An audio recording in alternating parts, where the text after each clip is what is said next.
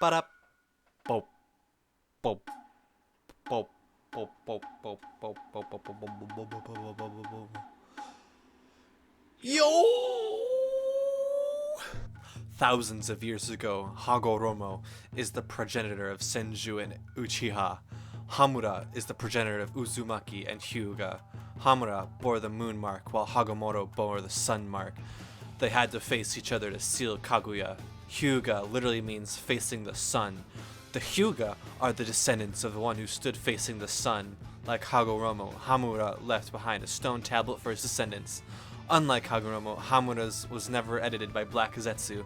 Hamura's tablet thus preaches peace between his children, not aggression. Hyuga and Uzumaki never go to war like Uchiha and Senju, instead go their separate ways. Hyuga stays in Land of Fire, Uzumaki heads towards Coast. Both clans excel at sealing jutsu. 41 years before the story starts, Hyuga Hiyashi is delivered seconds before his brother, Hyuga Hizashi, and is thus brought into the main branch. Hiyashi grows up and becomes clan head. Previous clan head, presumably his father, shows him the tablet and indicates the relationship between Uzumaki and Hyuga clans. His father tells him that their goal is to bring in Uzumaki into the bloodline to enrich the Hyuga. They couldn't do it with Uzumaki Mito because of her marriage to Hashirama. Uzumaki Kushina is already married to Namikaze Minato. My eugenics. 12 years before the story starts, Hiyashi hears Uzumaki Kushina is pregnant. His wife becomes pregnant shortly after. He assigns one of the Hyuga to be part of the Anbu to have a line into the Hokage's inner circle. The Nine Tails attacks. Hiyashi hears that Kushina and Minato both died, but their child survived. Uzumaki Naruto. He survives. He's the new Jinchuriki, making his chakra potentially even more powerful. Hiyashi's wife is due in December. It's a girl. The plan begins. 8 years before the start of the story, Hiyashi is sad at the death of his brother. Hizashi gave up his life so that Hiyashi could complete the plan. To honor him, the plan must be extra effective. Hiyashi wants a Sharingan in his grasp. According to the third Hokage, young Uchiha Itachi has the wisdom of the Hokage at the age of 7. Itachi becomes an Anbu captain. Hiyashi knows of Itachi's desire for a unified Konoha. Hiyashi tells about the plan. Itachi is in. He has 530 hours in Crusader Kings 2. Itachi begins poking Sasuke's forehead. Sasuke mentally associates forehead poking with affection. Meanwhile, Hiyashi casually talks with Danzo. He forces Itachi to kill his entire family.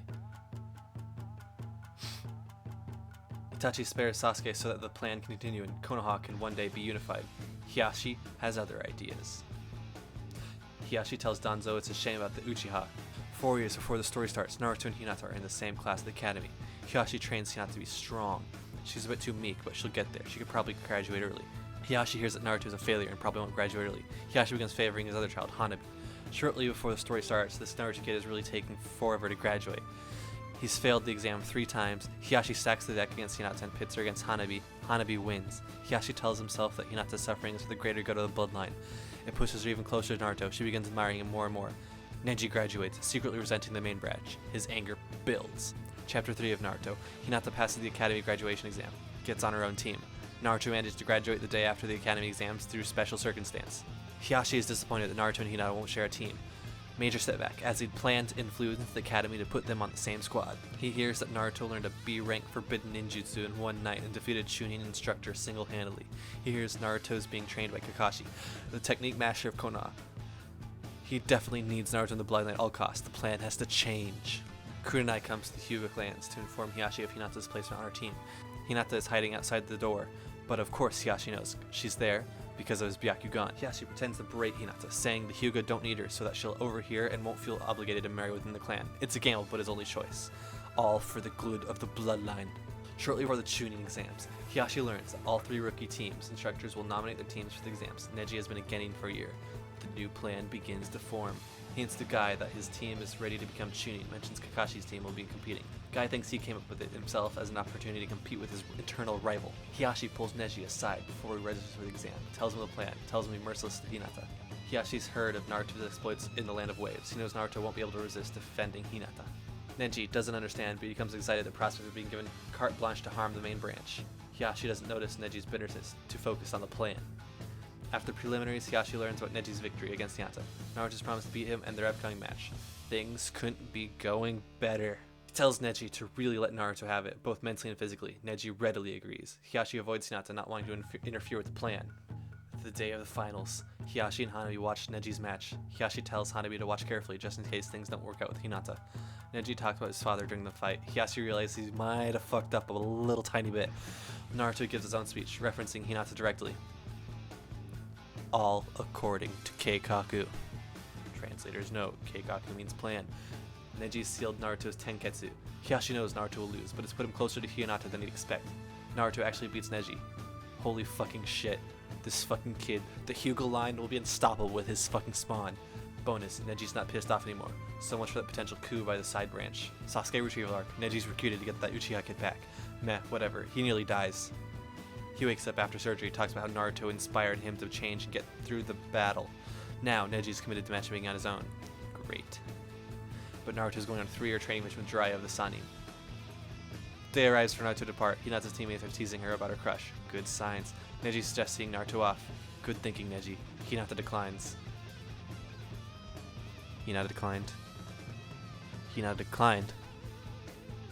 Hinata declined. Declined.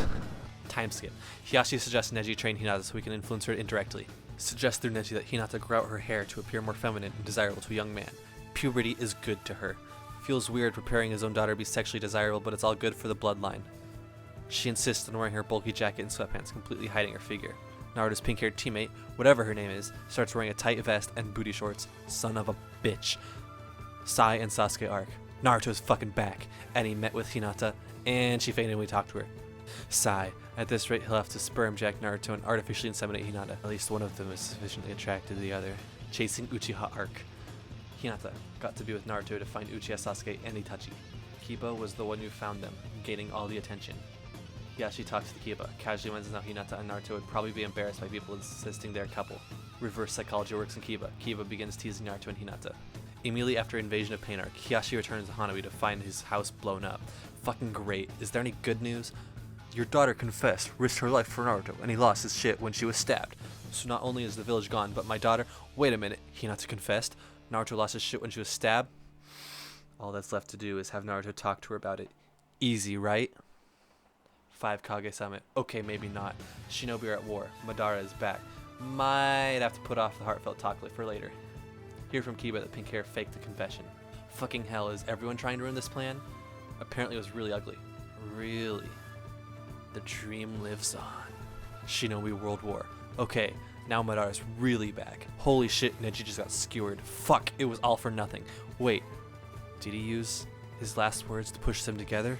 Neji, you beautiful fucking bastard, sticking to the plan till the very end. She's talking to him. He's talking to her. They're holding hands. She fixed his shoulder. Fuck! Yes, I did it! If we don't all die, this is awesome. Infant Tsukuyomi. Hiyashi dreams of his perfect world. He's older now. His daughter is married to the man of her dreams. She's pregnant. He can already tell with his Byakugan that the child will have absurd chakra. This is the dawning of a new age for the bloodline. The Hyugas are Konoha's strongest. All according to Keikaku. For now.